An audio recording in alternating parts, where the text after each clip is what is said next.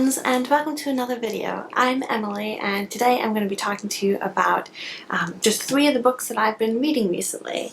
It's been a little bit since I filmed my last video. I've been a little bit preoccupied with having a baby. So if you happen to hear any sort of grunting sounds or anything like that, he's napping right over there, so hopefully he stays asleep. He started taking long afternoon naps and morning naps, so hopefully he stays put, but in case he doesn't and you hear any weird sounds, he's right over there. So we're going to talk really quick through 3 books that I have read recently. I have read more than that, but I've been in a little bit of a reading slump. It's just been kind of hard to figure out the things that I want to read.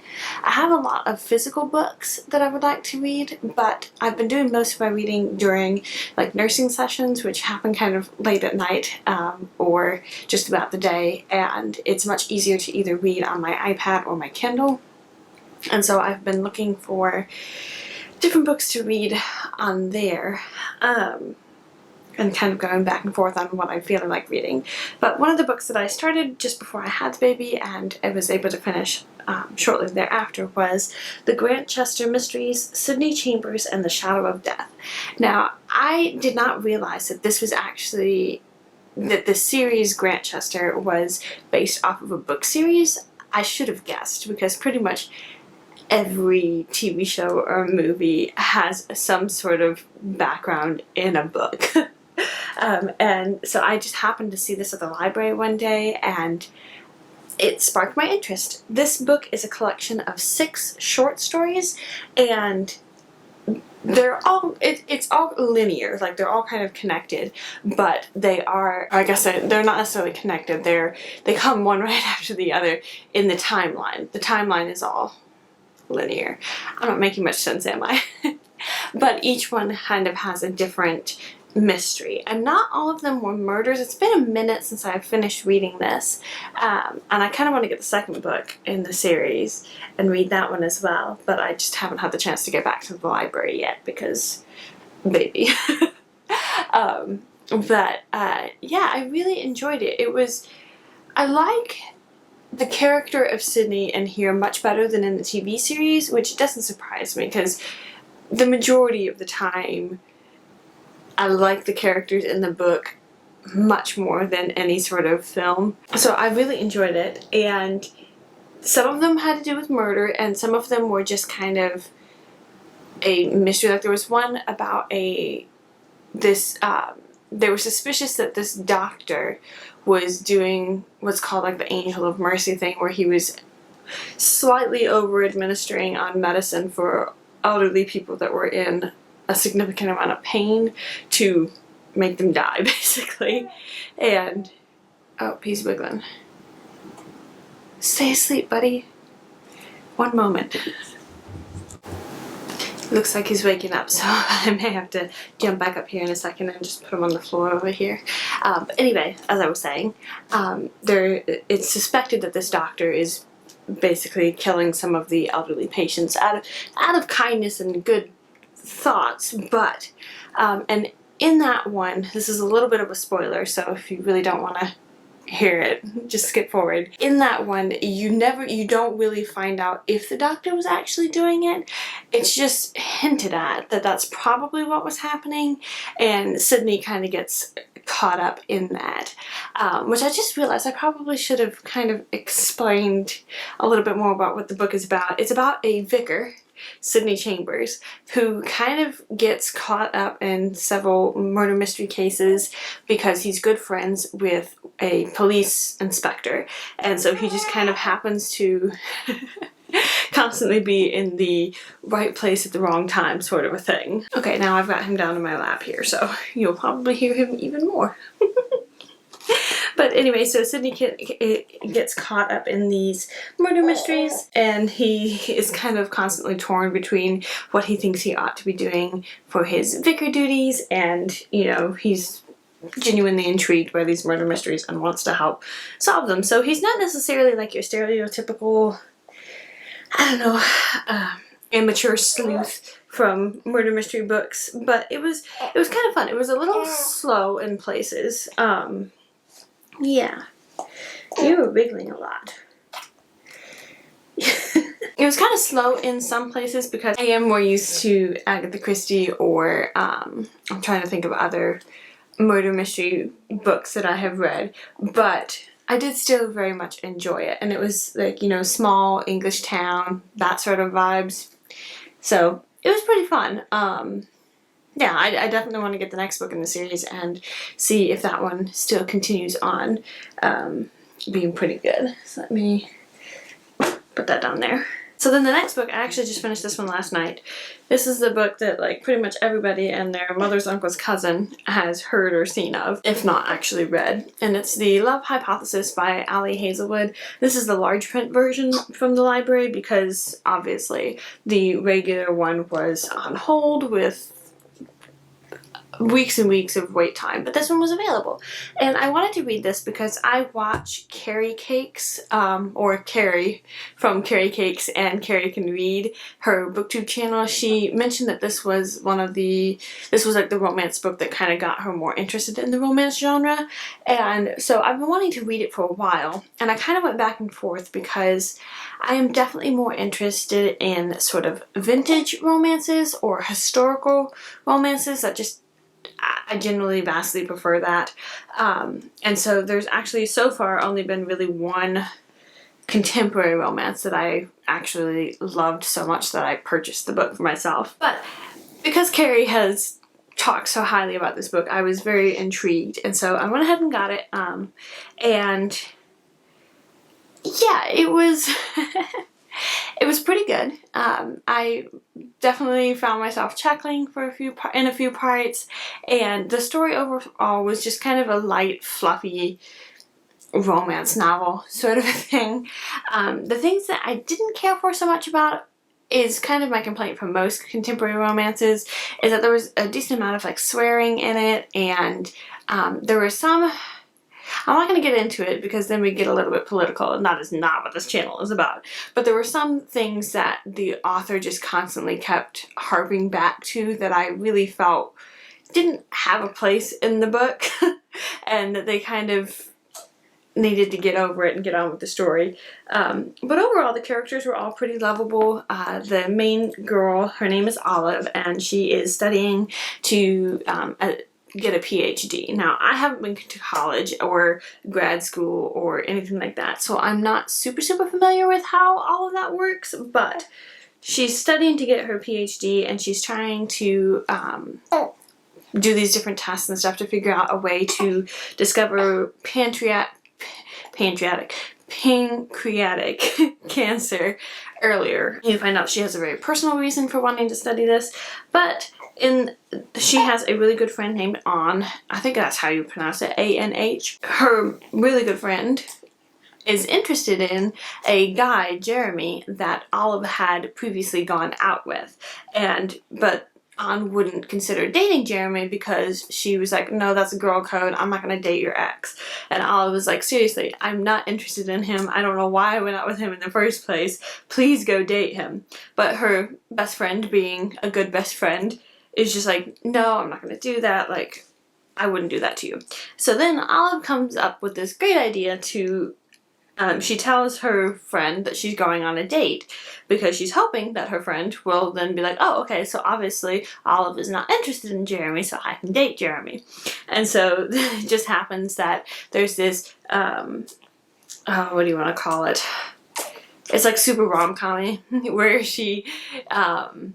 she's actually studying in the lab instead of going on a date because she's not actually going on a date, and her friend Anh ends up coming into the lab, and so Olive just kind of grabs and kisses the nearest guy which just so happens to be a gentleman named Adam, who is he has a really rough reputation around the campus for being a super, I don't know, arrogant and not very nice and condemning of students' projects and just kind of a general jerk is kind of his vibe.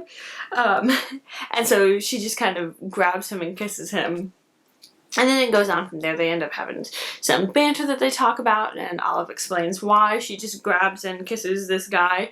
And so then they come up with this whole fake dating scheme to fake date so that Anh will think that will be convinced that she can go and date Jeremy. And it also helps out Adam because he needs to get his money released from grants so he can continue doing some research.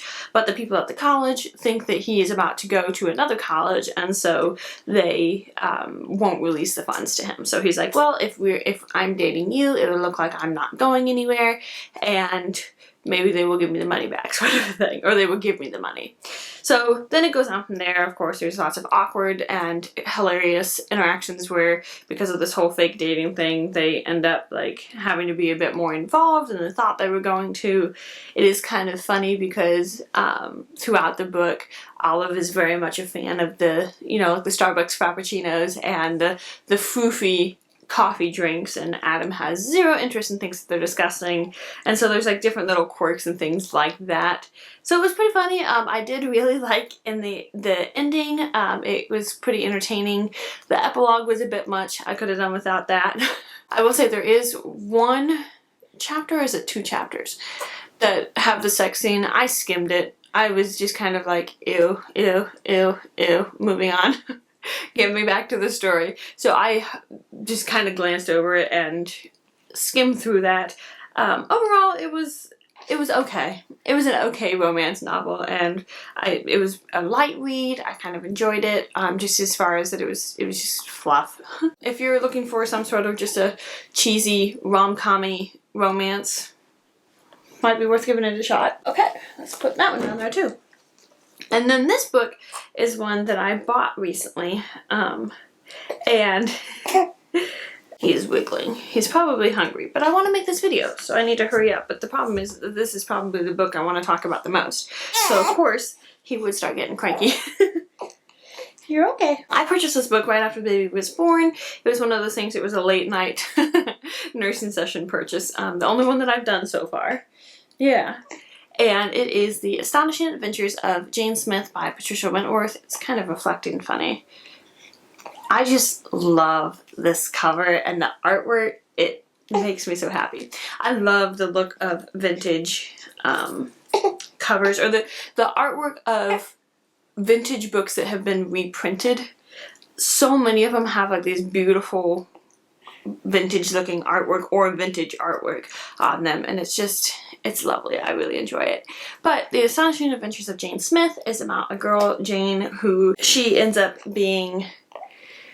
How am I going to explain this? She takes the place of her cousin, who looks basically identical to her because their mothers were identical twins. So these two cousins, Jane and Renata, I think is how you pronounce it, but I wouldn't swear on that. They basically look identical, and Renata's father gets involved in some sort of anarchist, like evil, bad sort of a scheme, and Renata has a tendency to sleepwalk, so she accidentally walks into this meeting of all these obviously kind of sketchy characters, and they think that she's overheard something that's very, very important, so they basically lock her up in her room.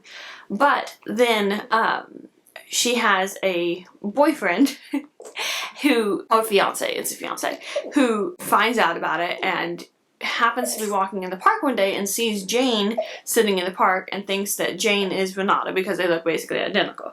So they come up with this scheme where Jane takes Renata's place and being locked up in this house, and Renata goes off with her fiance and they get married and move away. And so then Jane gets kind of caught up in this crazy scheme, so it's not even necessarily a murder mystery, at least not so far. Patricia Wentworth wrote a lot of, it's a golden age mystery, so it's not necessarily a murder mystery. I found out about Patricia Wentworth earlier this year from watching one of Miranda Mills' videos, and I discovered her Miss Silver murder mystery series and fell in love. I think there's 32 books in the series, and I read all of them in like a month and a half, or maybe 2 months.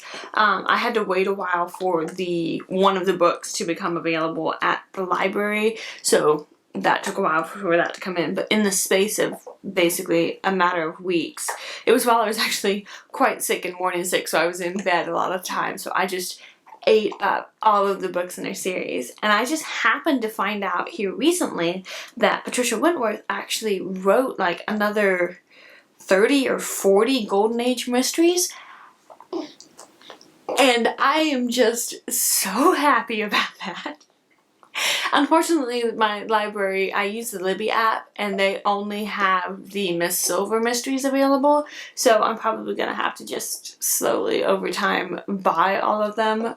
I bought this one from Book Depository, and this one is actually published by Dean Street Press, and I think that they've reprinted a bunch of her not murder mysteries, Golden Age mysteries. So I'm definitely going to try and like slowly accumulate more of them.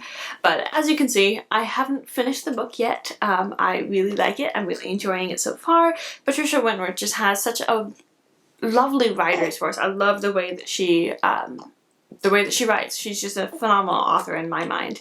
And her characters are all really good. A lot of times they're fairly witty, and I love the fact that she'll have like a really solid plot and a really solid story, but at least in the Miss Silver mysteries, there is always some sort of sweet, light romance, and usually it's kind of secondary to the main plot, so it has like a solid story with a little sprinkling of romance, which is honestly, that's my favorite type of romance book. Like, I love that. So anyway, I will come back and let you know how I feel about this book, but so far I am loving it. It is so good, and I cannot wait to get more of these books. Yeah. I'm going to finish that one, and then another book that I also purchased recently that I've been wanting to get for a while. Again, I heard about it from Miranda Mills' channel. It's right back here. Yes. Give me 2 minutes. A couple books that I'm planning to read next, that's what I was going to say. Are these two books back here. The first one is Susan Scarlett wrote Sally Ann. Susan Scarlett is a pseudonym for Noelle Streatfeild. And Dean Street Press has recently started reprinting all of the Susan Scarlett. They're supposed to be sort of like sweet, wholesome like romances. And so I'm really intrigued because when I was little, I loved... Okay, I've laid him down. He'll probably be happy for a solid like 30 seconds maybe. So really quick, I have this one that I purchased just recently, and I'm really excited about it. It's about a girl that has to last minute take the place of a bridesmaid for a wedding. Don't kick my tripod. And then this one is one that I've recently discovered, Quick Curtain by Alan Melville. Shh. You little stinker. Alan Melville also wrote kind of Golden Age murder mysteries, and this is part of the British Library Crime Classics. I read the other two murder mysteries that he wrote, and I really like his writing. He's very entertaining and sort of like sassy for some of his characters. It's just, they made me laugh so hard. So my library didn't have this one, so they had the other two, but they didn't have this one, so I went ahead and bought it off of avebooks.com. And this one I also got off of Book Depository. They have a bunch of